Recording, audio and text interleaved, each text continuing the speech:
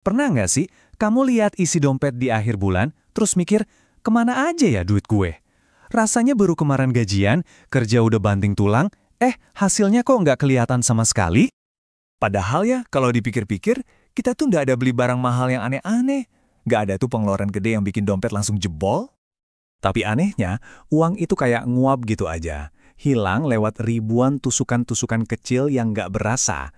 Nah, di bahasan kali ini, kita akan bongkar tuntas gimana caranya nambal kebocoran itu buat selamanya. Oke, sekarang kita bedah dulu fenomenanya.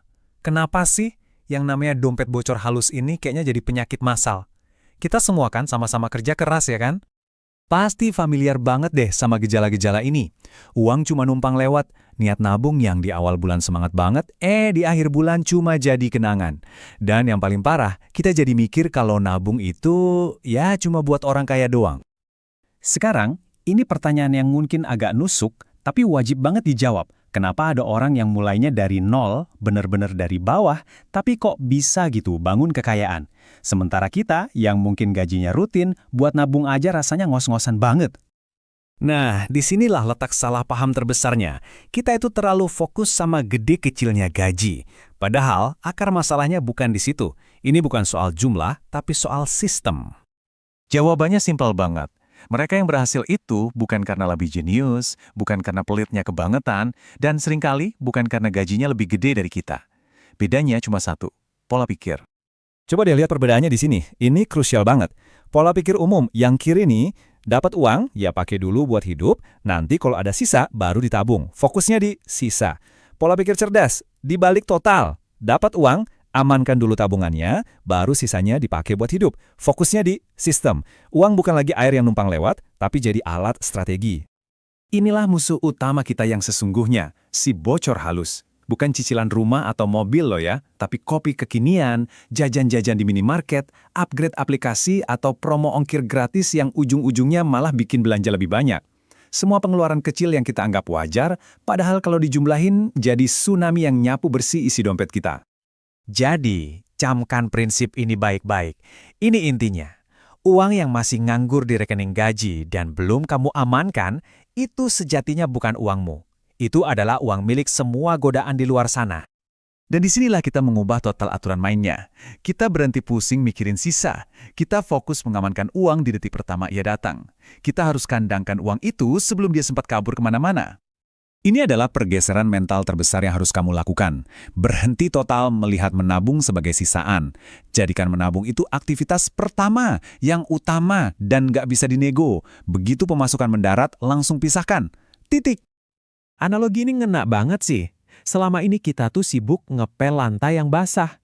Pusing ngatur pengeluaran yang nggak ada habisnya.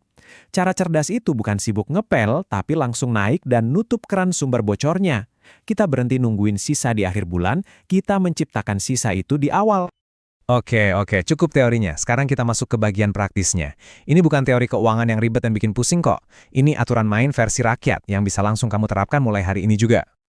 Ini dia, 4 langkah sederhana tapi super ampuh. 1. Nabung dulu. Begitu gajian masuk, jangan mikir panjang. Langsung transfer sebagian ke rekening terpisah. Anggap uang itu nggak pernah ada. 2. Kandangin uang itu. Bikin akses ke rekening tabunganmu sedikit lebih susah. Mungkin jangan bawa kartu ATM-nya kemana-mana, biar gak gampang tergoda. 3. Pakai sistem amplop. Mau fisik atau digital, nggak masalah. Bagi sisa uang hidupmu ke pos-posnya. Kalau jatah buat jajan habis, ya udah selesai. Nggak ada tuh comot dari jatah lain. Dan yang terakhir, keempat, jeda 24 jam.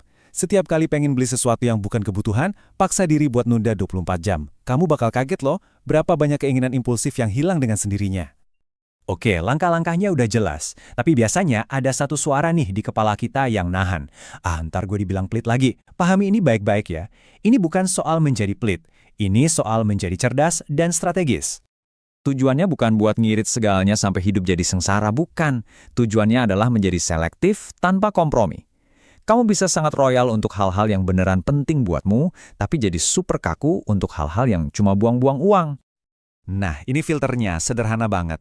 Sebelum keluarin uang, tanya dulu, apakah ini buat mengamankan hidup? Kayak bayar tagihan, beli makan pokok, atau buat kesehatan. Atau apakah ini buat melipat gandakan daya hidup? Kayak investasi, belajar skill baru, atau beli alat yang bikin kamu lebih produktif. Kalau nggak masuk dua kategori itu, ya uangnya nggak usah keluar. Sesimpel itu. Dan ini adalah kalimat yang harus kamu tanamkan dalam pikiran. Orang yang mungkin kamu anggap hemat atau pelit hari ini, bisa jadi mereka itu hanya sedang dalam proses membeli sesuatu yang nggak ternilai harganya, yaitu kebebasan dan kendali penuh atas hidup mereka di masa depan. Jadi, setelah kita bongkar semuanya, sekarang bola ada di tangan kamu.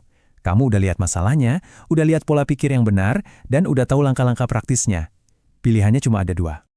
Kamu bisa tetap di jalur kiri, fokus ke masalah, ngeluh gaji kecil, dan ya udah, kejebak di siklus yang sama selamanya. Atau, kamu bisa pindah ke jalur kanan, mulai bertindak. Mulai dari nominal paling kecil sekalipun, nggak apa-apa. Yang penting konsisten. Fokus membangun sistem, bukan meratapi masalah.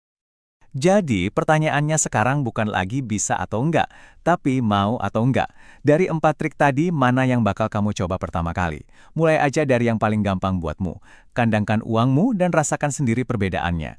Karena membangun kekayaan itu bukan soal seberapa cepat, tapi soal bertahan cukup lama tanpa bocor.